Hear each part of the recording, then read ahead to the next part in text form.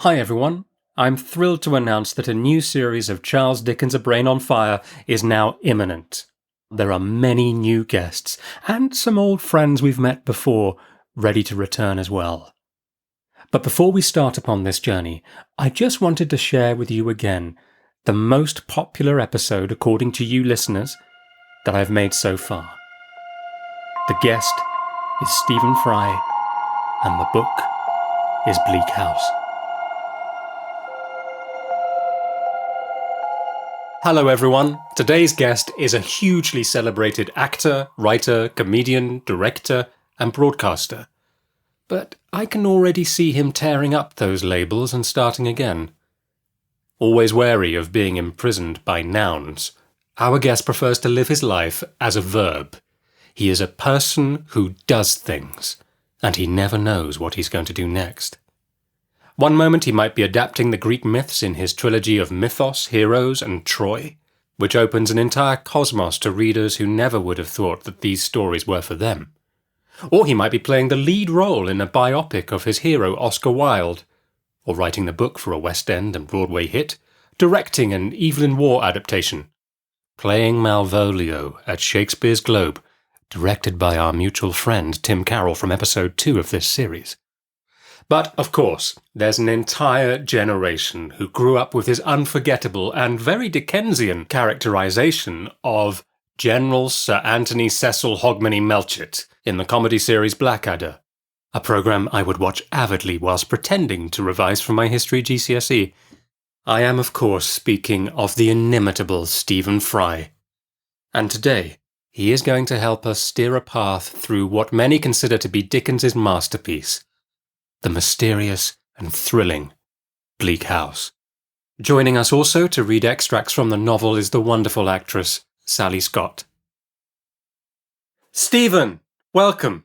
Thank you. It's a great pleasure to be here. I'm honoured to be one of your Dickensian investigators. Oh gosh, me too. I'm so thrilled to have you here. And I suppose my first question for you is really, do you remember where you were when you first picked up this enormous book? I do, because I have to confess I hadn't read it till I got to university.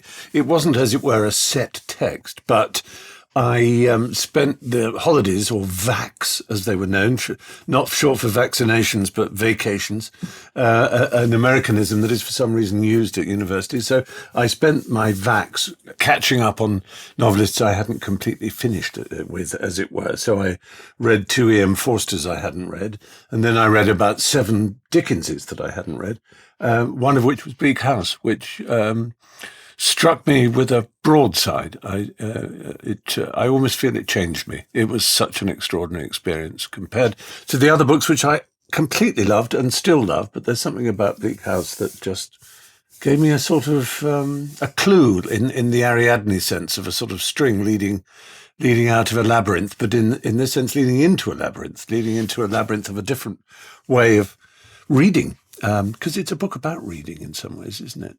Yes. And when you describe a labyrinth, the labyrinth is made of fog, perhaps, in this one, isn't it? Yes, fog begins the story in the most memorable fashion in this sort of extra character that is part of the book, which is the voice of the storyteller. Well, there are 2 voices, of course, which is very rare in Dickens. One is this very almost bombastic rhetorical figure who occasionally addresses us directly when he sees an injustice or some horror, when he peeps into the houses of London and blows away the fog and lets us see. He will call us my lords, ladies and gentlemen, and accuse us of standing by or sitting nonchalantly apart from the horror and distress that he sees in the city and in human life. And so we're involved ourselves. And then the other narrator is Esther Summerson, the heroine, I suppose you'd call her. In some ways, her mother is the heroine of the story, or spoiler alert, the woman who turns out to be her mother, I should say. Yes, so Lady Dedlock is the sort of tragic heroine, perhaps. She is. Yeah. I've got a lot of time for Esther, because I know Esther comes under a little bit of criticism for being wet or speaking twaddle. And you think, well, if you really walk in her shoes and think about the childhood she had, I think she's wonderful. I really cherish her for the simple fact that she doubts herself. And I know you mustn't doubt yourself too much, but I think too many people in the book are absolutely certain of their own positions. I think you're completely right. We discover quite early on that she was brought up by a rather brutal woman called Miss Barbary, who constantly reminded her that she was a disgrace, which we know means she was born out of wedlock, which is a kind of pun because it turns out that her mother is actually named Deadlock, which has the natural meaning of deadlock, stuck in this aristocratic world as her mother is, but also it reminds us of her being born out of wedlock, which was the great disgrace for anyone. And it's the child that gets the blame. And after that, it's the woman that gets the blame. The man never does. Dinner was over, and my godmother and I were sitting at the table before the fire. Her darkened face had such power over me. She said slowly in a cold, low voice, I see her knitted brow and pointed finger, "Your mother, Esther, is your disgrace, and you were hers. The time will come, and soon enough, when you will understand this better, and will feel it too, as no one save a woman can." She reminds me, Esther, and I agree with you, I have a great deal of time for her. She reminds me very much of Jane Austen's most insipid, some people would say, heroine Fanny in Mansfield Park, also regarded as a bit of a drip and a bit sort of goody two-shoes compared to the bubbly Eliza Bennet and Anne Elliot and others who, you know, the sisters in Sense and Sensibility all seem to have more life. But I think the point is, with characters like that you understand that some people aren't extrovert and full of charm that win over the reader with their vivacity. Some of them are quiet and staid, but have a deep quality of honour and a placid nature, which is a very common human nature. In fact, most of us know people who always apologise because they aren't the life and soul of the party, and I'm a bit shy and I don't like going out. But there are very often people we value enormously. And I think we should in literature too. We should take a note of Esther and realise that she, as we would say now, negotiates her lived experience with splendid honour. Absolutely. And of course, there are extroverts in life that are not always the life and soul of the party. You've described, I'm sure I've read this sentence from you somewhere, where you described the yawning chasm between public and private. Yeah, absolutely. And novels, as Dickens was experimenting with, I mean, it was still a relatively young form. I mean, he's only 50 years after Jane Austen was at her peak, for example. And he's discovering that novels can move in and out of the public and private characters that, or natures of those characters that he is portraying, and that is part of what a novel uniquely can do, that it can bring you inside a character's mind and then it can lift you above like a drone shot looking down, or like a marionetteer or something. Yes, and there's that fantastic description in the opening chapter of imagining people being up in a balloon. Yes. A sort of an illusion of the city being in the clouds because of the fog. So yes, he straight away has that aerial view you just mentioned between the two narratives. There's the third person narrative, which is more Dickens, isn't it? And Esther's first person. And then there's the different uses of tense that Dickens uses as well. But you do read it, I think, and you're so absorbed in it that all of that passes you by without you noticing sometimes, I think. That's right. The third person narrator does use the historic present tense, whereas Esther is always writing from the past. And without us necessarily knowing it, that immediately tells us that Esther will get through this because she's not writing it from the grave, we assume. Yes. It's not papers discovered post-mortem. And so even when it gets to a part of the story where she becomes dangerously ill, we sort of know she must pull through. But we don't know that about any of the other characters, and she doesn't know it about any of the other characters. So our knowledge is compromised and played with wonderfully. And I think the whole thrill of the book is that, I mean, I can remember this first reading, which I can't of a lot of books. I mean, I sort of dimly recall when I first read this book or that book. But with Bleak House, I can remember even that first chapter thinking, this is all going to connect up. As we start to meet different characters, I think, how are all these people? I know they must be connected. And you sort of know that it's a book. I use the word clues, meaning like Ariadne, a string that she gave, a thread that she gave to Theseus to play out through the maze, through the labyrinth on his way to the Minotaur so that he could follow his way back out. Those were called clues. And we've used the word since in crossword puzzles, and most notably, especially with reference to this book, in detective stories, which this famously is. Some people would call it one of the very first detective stories. It's up there with Dickens's friend Wilkie Collins' Moonstone, for example, or the Edgar Allan Poe stories. And it's certainly Inspector Bucket is a memorable figure from Scotland Yard, whom one could regard as a true fictional detective. So there are clues, and very quickly there are clues, and they're all over the place, that they're in a lawsuit, they're in papers held by some weird figure, crook, and that there's a mystery.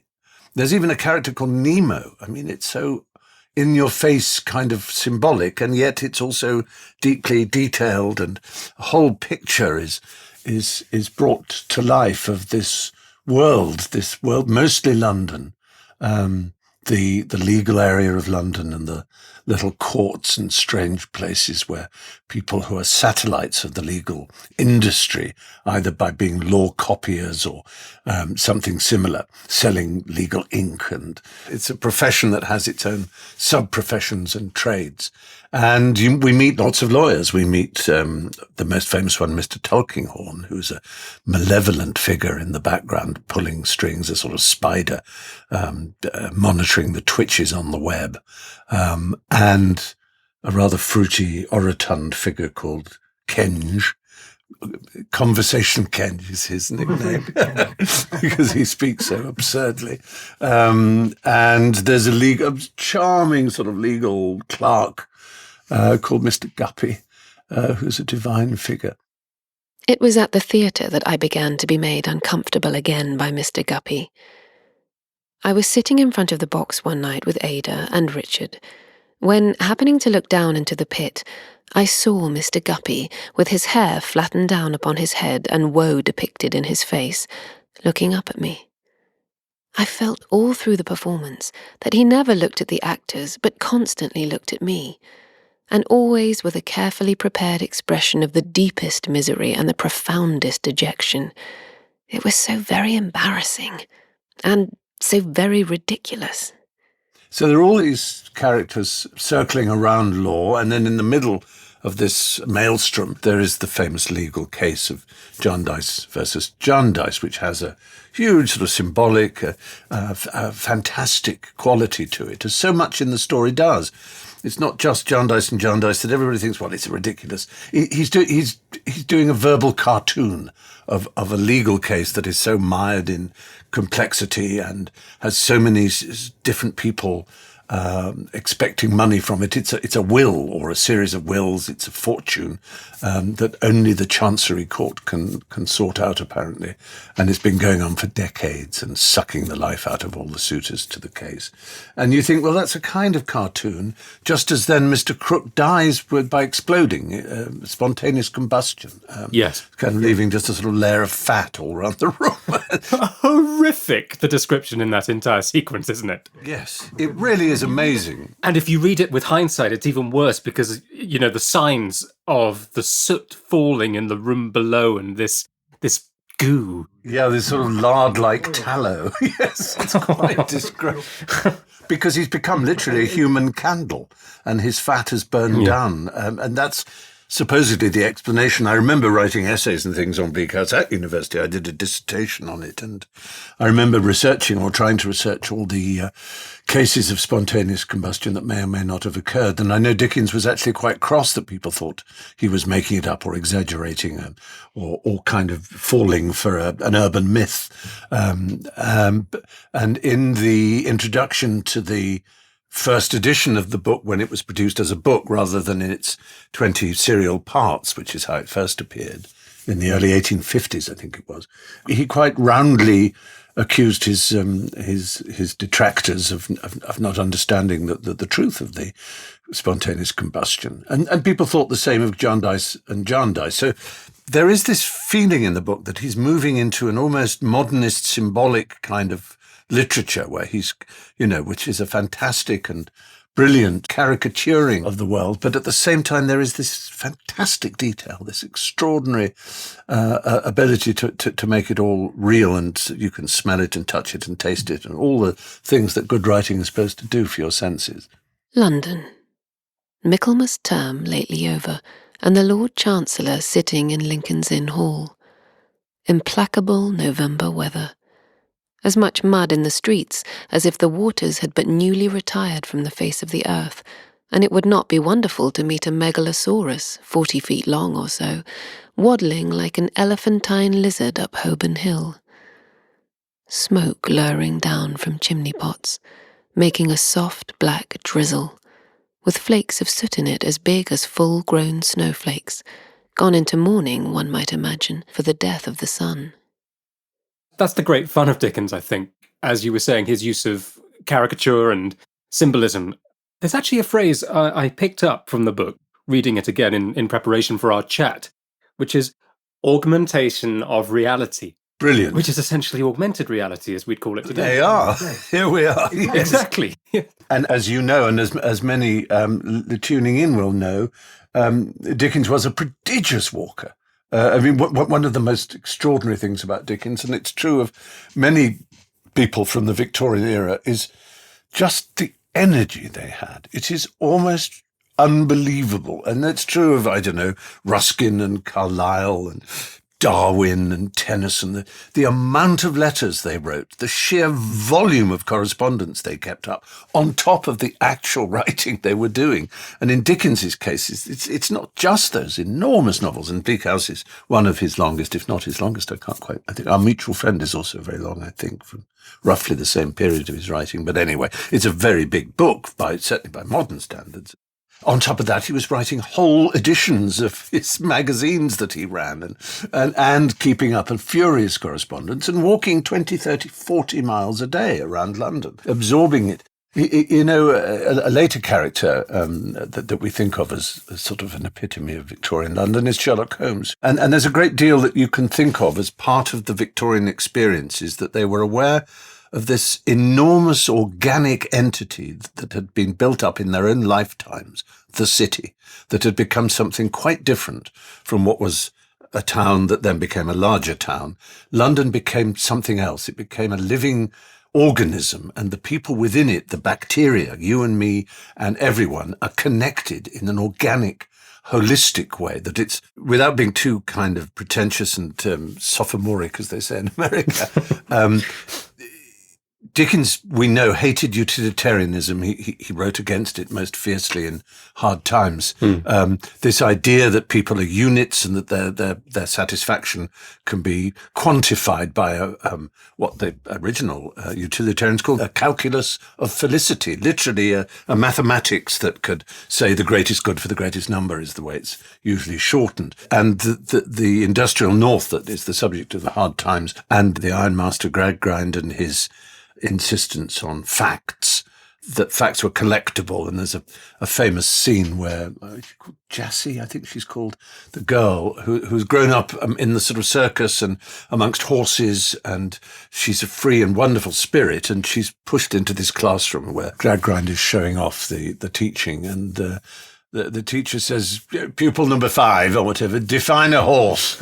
And Jessie just kind of freezes. How do you define a living creature? She doesn't think that. We think that for her. And then, what's he called? He's got a wonderful name. Bitzer, this annoying boy, says, graminivorous quadruped. Graminivorous meaning, eats grain and grasses, and quadruped four-legged. And says, good boy, you know what a horse is. And that is the perfect moment in which Dickens encapsulates this. And also you see Gradgrind's cabinet of, like all Victorians, he's a taxonomist. He collects labels, orders, categorizes. Everything has its place and can be numbered. And that is part of what the Victorian scientific movement and the Industrial Revolution and the economics and the political science of the time were all about. But Dickens, I think, understood the opposite point of view, that rather than atomistic, in which we're all individuals bouncing off each other in a kind of swirl of Brownian motion in the fog and smoke of reality, we're all bouncing off each other as individuals. Yes, that's one way of looking at it, but the other way is to understand that we're actually all connected. We're not separate particles. And the two things in a city, in his day, he didn't have electricity and the telecommunications we have now, but the two things that unite people, or at least that can connect people, are money and disease. Yes. And Dickens almost treats them as the same. Joe gets given money from Nemo, Joe the crossing sweeper, who literally sweeps the crossing, the way people connect. He sweeps it away. It's a wonderful image. And he's one of the most memorable and beautiful characters Dickens ever created. And his death and his complaints, which are utterly, really without self-pity, they're just a kind of realistic recognition of the deep tragedy of his existence, of being moved along all the time, being moved along, not having a place. But he connects. He gives the disease to Esther that nearly kills her. He is given money that gives Tulkinghorn the knowledge that he knows something about Nemo that may threaten the deadlocks, and so he has Bucket move Joe along. That Joe is the unwitting receipt of things that connect him to people he doesn't really feel connected to, but Dickens shows he is, and that money and disease are vectors of communication that are sort of the same. They despoil and they ruin. One, of course, we run away from, and the other we run towards. But it's really interesting, I think, when you look at it in that way. Absolutely. I think Bernard Shaw said that at one point there are thousands rotting their lives away in the jails of Europe for writing pamphlets a tenth as seditious as Bleak House. Something like that. That's the thought he expressed. He recognized, as I think anyone does when you read it, that it is an absolute critique of hierarchy. If you like, this is a bit Niall Ferguson, but the world of Lester Dedlock is a world of hierarchy. Everyone has their place in strata, and he's at the top. And he's constantly going, Sir Lester. He's always going on about how things threaten that order, and his thing is the floodgates. The floodgates will open, and when that happens, he and his type, the aristocrats, will be over, and he has to stand up for that in a ramrod, deadlocked fashion, because hierarchy is deadlocked. It's like a Neapolitan ice cream, frozen layers and levels. But Dickens is arguing that it's a network of nodes of connection, which is not a hierarchy. It's far more like what we understand society to be, a network. And we actually have it now. When we say network, we think of it as a technological thing. And in a way it was in Dickens's time, and it was messengers and runners and policemen and maids and people who connected, people who in Victorian terms shouldn't be connected. And Dickens is showing the disease of Victorian England is that everybody thinks there's a place for everything, a number for everything, and the world will work if people stick to their place, and they can be well treated in their place, and they can be charmed, as famously Scrooge says, are there no workhouses? Are there no prisons? They have places to go. But what mustn't happen is they mustn't fuse together, or the floodgates will open and the whole cake, or the whole Neapolitan will melt. And he's saying, but you don't understand. Human beings aren't really like that. There's a network. There's a connection between the old soldier who runs a shooting gallery. There's a connection between him and the neighbor of John Jarndyce, who has a law case going on with the deadlocks. They're all connected. And, we know this phrase, only connect. It's a famous Forstierian motto of Howard's End. And we know through comic novels like Dirk Gently and so on, that you can use this fact, the fact in physics that everything is connected, to paint visions of how humanity is. But I don't think anybody did it in quite the way that Dickens did. And he had to help him that he was at a time where suddenly in the city, although there were areas where Joe was, the Tom All Alone's, his Rookery and St. Giles's, and all these places, he shows that they're all actually one, and that mankind is one. And in that case, it's a fantastic novel of brotherhood, of connection, a tragic one. Yes. Sorry, I've talked far so much. I've given my thesis. No, this is wonderful. What connection can there be between the place in Lincolnshire, the house in town, and the whereabout of Joe the outlaw with the broom, who had that distant ray of light upon him when he swept the churchyard step? What connection can there have been between many people in the innumerable histories of this world, who from opposite sides of great gulfs have nevertheless been very curiously brought together? Joe sweeps his crossing all day long, unconscious of the link, if any link there be. I really wanted to pick up on what you were saying about connections, because, as you said, when you picked up the book initially, you knew that there were connections there. Yes. But you do wonder, because it's such an enormous novel, and if Dickens is writing it in serial form, how on earth did he maintain the connections in his own mind to be able to hold it all together? And don't you think, as you read it, you're almost hearing the scratch of his nib on the page. You almost feel that he's just come up with this solution to that problem, and he's introduced a series of characters and ideas that will shed light on this corner.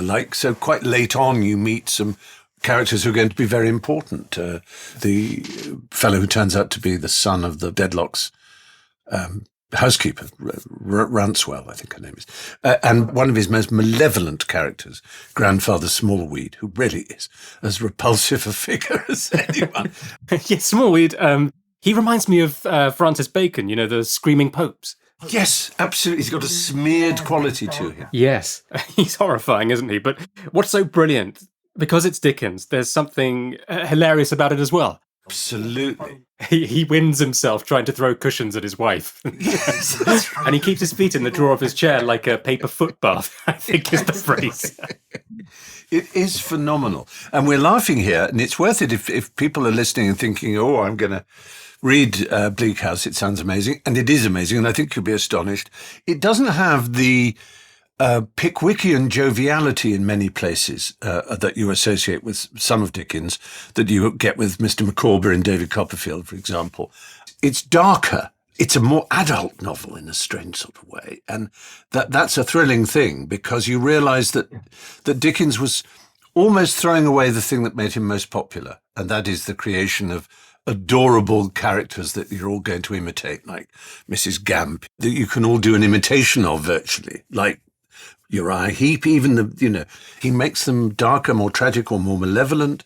I mean, Mr. Jarndyce is perhaps a more serious, although he is totally adorable, version of Mr. Pickwick, and he is benign and he's friendly. But somehow Mr. Pickwick is a bit of an ass, and we love him for it. He's just a little too innocent. And that's what made him so popular in the early days of Dickens' writing, of course, is that he was a twinkly little set of eyes through which to see England as they travelled around. But in the case of Jarndyce, he has been soured and embittered by the horror of watching people fall for the Jarndyce case, but he hasn't turned himself into a sour and embittered man. But very notably, for someone as benevolent as he is, and he is genuinely one of the kindest men you'd ever meet in fiction, he has his moods. He is I won't say he's bipolar exactly, but he warns people to whom he's close that just occasionally he has to go and sit alone and not be disturbed in what is nicknamed the growlery, where he has to growl. It's a bit like Churchill and his black dog, and I have it, and many people tuning in will know exactly what that's about. You need a growlery. You need to sit somewhere. Doesn't matter how charming you are. It's not a gift that can keep on giving. Sometimes life takes things out of you.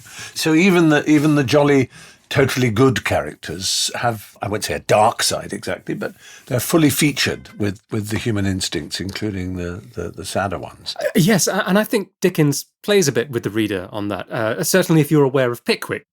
A character like Harold Skimpole, for example, who charms everyone at the beginning. And it makes me think, I'm sure I heard you say once in an interview, Stephen, and it really struck me, and it wasn't pursued, the comment that you made. But you were saying about how there are no grown-ups anymore. Yes, it is a thing I often talk about in the world. And, this is not an attack on any particular piece of modern culture, but the fact is that the most money is made in the world for adults as well as for young adults and youth and children from movies about people with superpowers who have, fly around with sparks flying from their arse and turn invisible and so on. And a sort of pseudo exegesis has built up around it where they can be talked about as if they're Shakespeare and have the depth of, and I sound as if I'm mocking, and I'm not. I can sit down and watch Avengers Assemble. And I think, what's this? I like Robert Downey Jr. and there's some nice people in it and they're quite fun. But it is for children. These are children's entertainments. Yes. 30 years ago, that's what they would be. And the world has changed. And people go around wearing sports clothes as adults. That is, I mean, I'm guilty myself. This is known as a polo shirt and baseball hats, and everything is, you go in meetings. There used to be a time, and I'm not supporting these institutions. They're, of course, part of the elite that we all despise. But 5-star hotels, for example, used to make people wear suit and tie to go in them. They had to stop that because every Hollywood director and every kind of startup billionaire wore children's clothes. And then they would go to and sit there, and a waiter would come, and what can I get you, sir? And there's I'll have a milkshake and a burger. Which is very Trumpian, isn't it, actually? It is. I mean, and this is children's food. I'm sorry, but it is. And it's children's food and children's entertainment and children's books, are kept over into adulthood. And Dickens seemed to have a similar view about adults who stay childish. And there's more than one example, in a way, in Bleak House. There's a sort of infantilism about quite a few characters, the turvy drops, I love that. And it's almost as if Dickens is mocking himself, because I think people, he's called the great Victorian writer, and of course he is, primus inter pares, or no, primus inter non pares, he first among non-equals. But almost all his books are set in the past. They're usually set in a Hanoverian reign, not the Victorian, not the Saxe-Coburg, if you like. And that's true of Bleak House as well. I think it's considered to be set in the reign of George IV in the 1820s, maybe a tiny bit earlier, just before Victoria gets onto the throne. And of course, his most popular novel, one of the most popular novels ever written, Tale of Two Cities, is obviously set at the time of the French Revolution. And almost all his books actually are set in the past. David Copperfield, all the others. If you think of a typical Dickensian costume, it's actually late Georgian. It's not Victorian that you see the men in. And so in the case of Turveydrop, who's a dancing teacher, or he lets his son do all the work, he lives in the period of the Regency and dimly claims acquaintance with Prinny, the Prince Regent, and wears the clothes and the corsets and the slightly exaggerated, fobs and quizzing glasses. Just then there appeared from a side door old Mr. Turveydrop. He was a fat old gentleman with a false complexion, false teeth, false whiskers, and a wig. He was pinched in and swelled out, and strapped down as much as he could possibly bear. He stood poised on one leg, in a high-shouldered state of elegance not to be surpassed. He had a cane, he had an eyeglass, he had a snuff-box, he had rings, he had wristbands, he had everything but any touch of nature. He was not like youth, he was not like age. He was not like anything in the world but a model of deportment. As he bowed to me in that tight state, I almost believe I saw creases come into the whites of his eyes. And it's as if Dickens is sort of making fun of himself for being stuck in that same period, because one of the things critics now and then in his lifetime noticed was that a lot of his heroines were childlike. Little Nell and all those sort of, and Little Dorrit. Even the word little on is a sort of, and children were his heroes after Pickwick Papers, at least. Oliver Twist, obviously, and David Copperfield and Great Expectations narrated about childhood, going back to childhood, trying to sort out problems that childhood had caused, which we all know Dickens was naturally disposed to do with the awful childhood he had, and the scapegrace father that he reproduced in so many different stories. And so Dickens is stuck in his childhood, like a lot of people who've had an abusive or an unpleasant childhood. He's got issues to work out, as we'd now say, and he knows it, and his critics knew it, and, so I think in Bleak House, he kind of confronts it in a way. He gives us a character like Turveydrop, who is a sort of very extreme version of Dickens, stuck in the Regency period.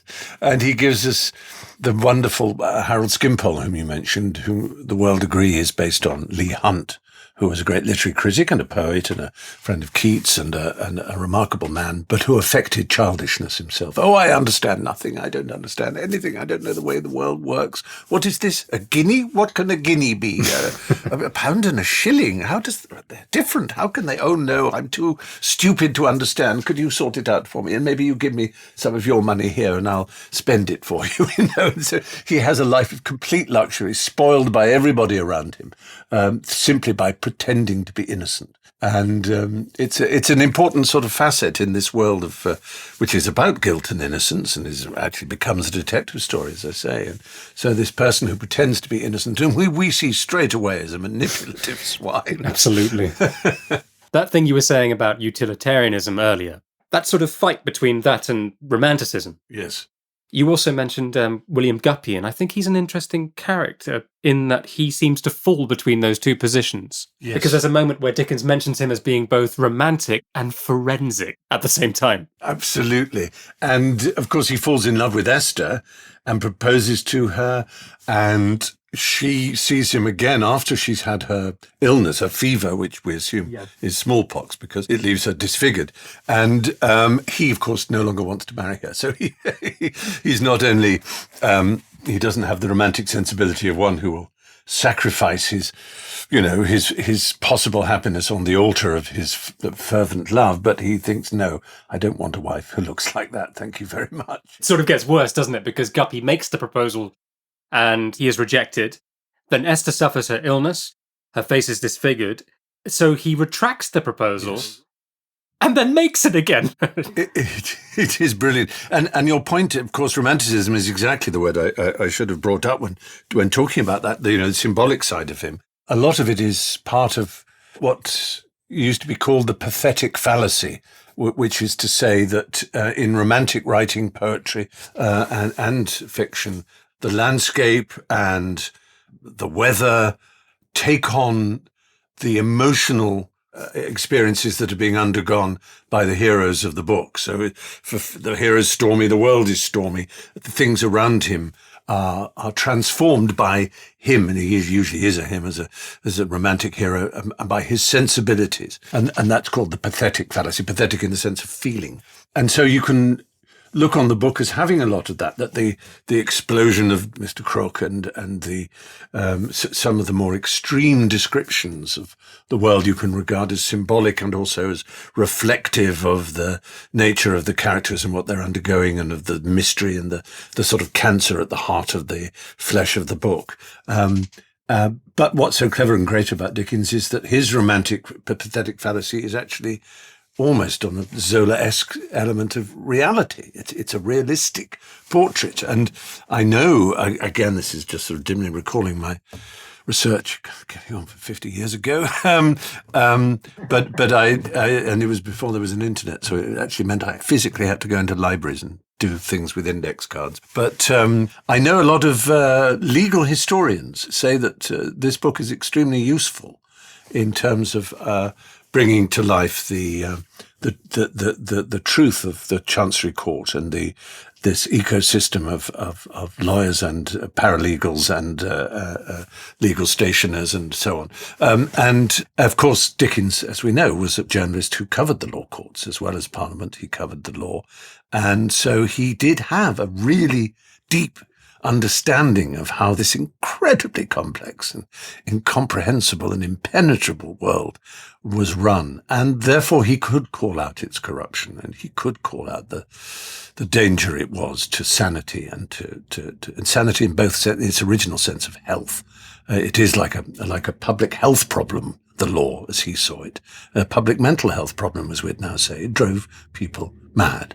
And we see, yes, from the beginning, we see that process. We're told it when we first meet Jarndyce and Jarndyce, and we meet some of these characters. Who's the man from Shropshire? There's the man, Mr. Gridley, Mr. Gridley, poor Mr. Gridley.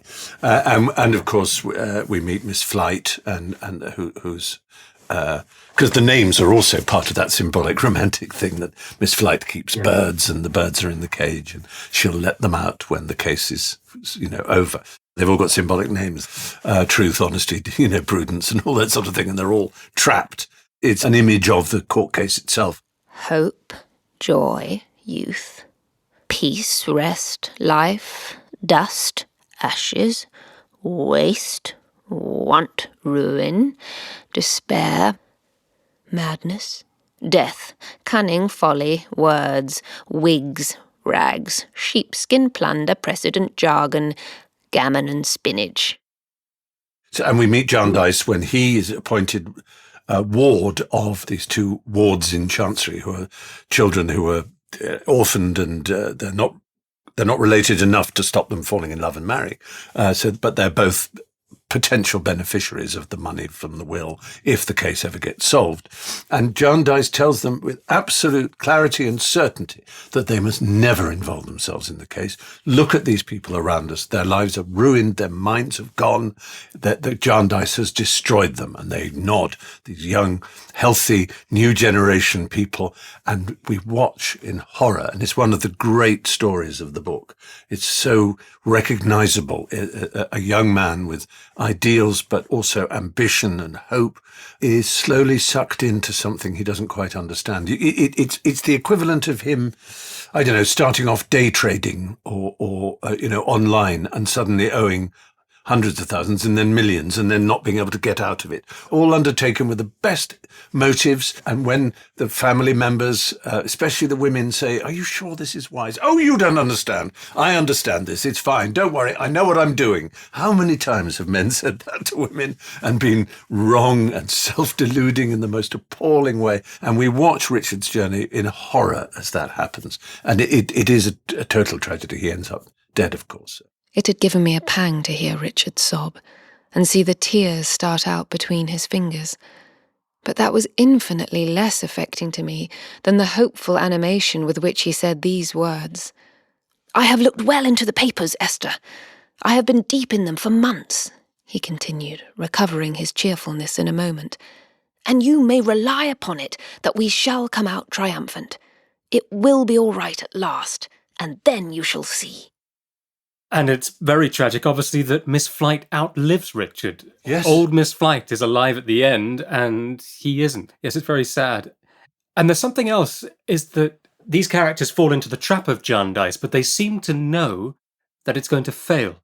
But it's like an addiction where one part of their mind can see it for what it is, but at the same time they can't let it go. And that's true of all addictions, I can tell you. That's true of alcohol, it's true of, drugs, it's true of betting. The terror and pity of that addiction is the part of the brain that knows that this is destroying the addict. They know that, but nonetheless, they just have to.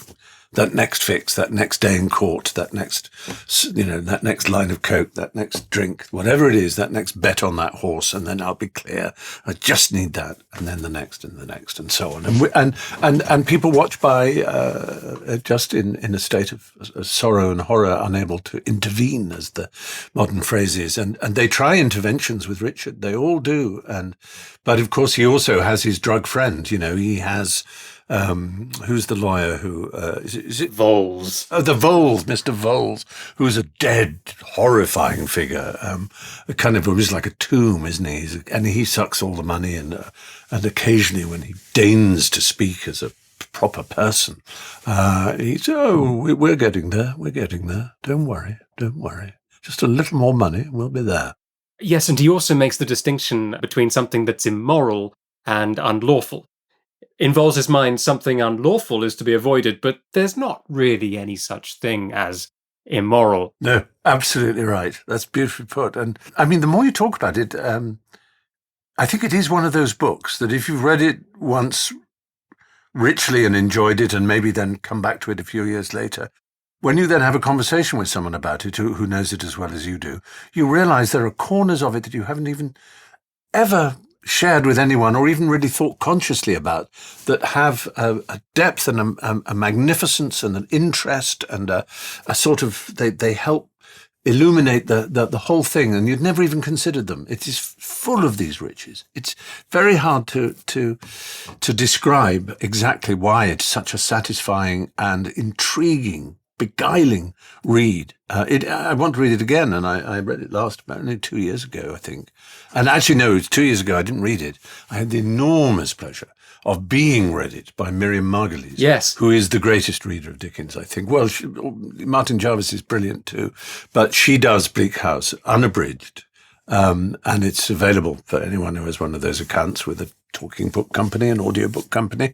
And her characterizations are sublime. Her pacing and, the drama she gives it without overreading is phenomenal. So maybe for some people, that's the best way for them to approach the book. And it's a great opportunity. You can go for walks, and for 3 months at least, perhaps, depending on how long your walks are, you will have this phenomenal, complex and thrilling novel read to you, which is probably how Dickens would have liked it. Yes, I second that. Miriam Margolyes' reading of Bleak House is fantastic, isn't it? All 40 hours or so of it. Yes, is that how long it is? 40 hours, my God. I'm sure it's at least 40 hours, yeah. And I think, our discussion points to the very seriousness of the book, but it is, as you say, a very thrilling and entertaining read, isn't it? It really carries you along. Yes, I may have talked like a pretentious arsehole, and I'm sure I have, but none of that should let the story get in the way of you. That's not how you experience reading it, but it may make you think in all kinds of different directions. And it has a lot of it, qualities of Victorian melodrama, the dying woman hugging her dead lover's tomb in the churchyard, and that's a very Victorian image. You can just see a sort of Doré or Daumier engraving of it, can't you? And the wistful death of young Joe, and moving along for the last time to a better place, and so on. You can see that there is some of the old Dickensian sentiment, but it's much less saccharine, much less, the famous Oscar Wilde comment of you have to have a heart of stone to read The Death of Little Nell without laughing. And it's nothing like as sickly as that, although I have a fondness for the old Curiosity Shop and Little Nell. I know, I love Nell. I don't find it funny at all. No. I wonder how serious Oscar Wilde was being. I think it's because in Oscar's time it was considered the acme of tragic literature. And I think he knew that while it was charming, and he'd read and admired Dickens, that if Victorians thought tragedy stopped with Little Nell, they really ought to think harder and deeper, I think. And also, it's just a great gag. Oscar was never one to pass up the opportunity for a laugh. Listen, I want to congratulate you, of course. You've worked with my very dear friend, the great director, Tim Carroll, on a production of A Christmas Carol, which I never got to see, but which I've seen bits of because it's been, bits were videoed. And I have to say, it looks absolutely stunning. Gosh, thank you. Are you going to be performing it elsewhere? Yes, absolutely. The details are still being finalised, but yeah, and gosh, you'd be so welcome to come along and see it. Well, let me know, won't you, when it's next going, and let your audience know when it's next going. I'm sure you will. I will. But it's been great talking to you. And as I say, you've sent me on my way to reread Bleak House, I think. It's just so great. Oh, well, I'm so thrilled. Thank you so much for your time, Stephen. And I'll let you know when this is up. It's a deal. Bye for now. Bye-bye. Thank you for listening to Charles Dickens' A Brain on Fire. I want to keep adverts off this series, so if you're enjoying these episodes and would like to make a small donation, please follow the link in the description wherever you get this podcast, and you can make a small donation there. Thank you very much, and see you next time.